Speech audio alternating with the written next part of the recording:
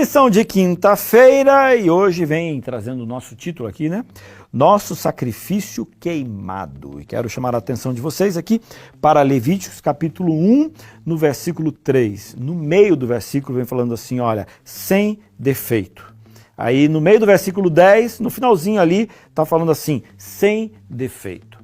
Os animais que eles eram oferecidos como sacrifício, eles deveriam ser perfeitos. E isso demonstraria o quê?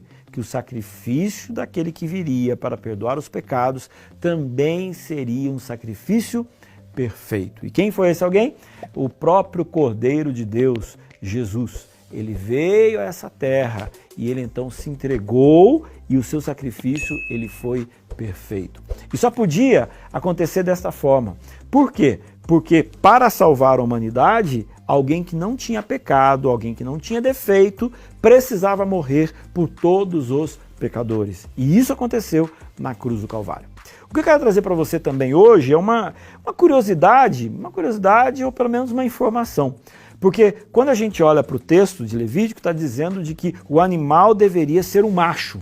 Aí a pergunta, mas por que tinha que ser macho?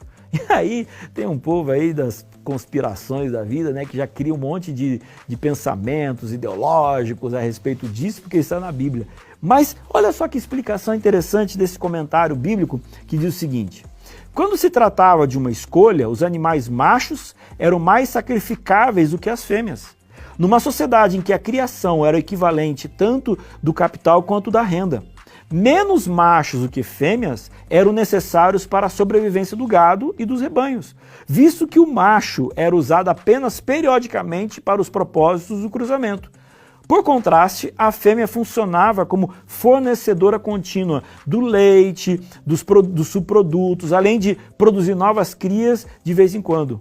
O preceito concernente a um animal sem defeito coloca diante dos israelitas o ideal de Deus, de perfeição para os animais. Somente o animal cerimonialmente puro seria contado por Deus como sendo apropriado para receber os pecados do adorador pela transmissão manual. Você entendeu que legal, né?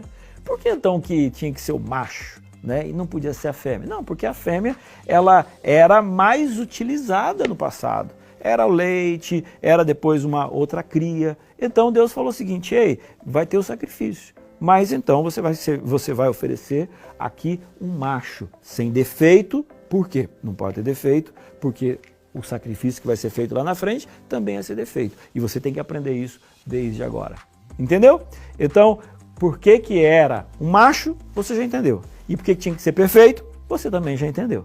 Então, Levítico capítulo 1, a gente teve uma compreensão muito legal, não é verdade? Amanhã a gente continua.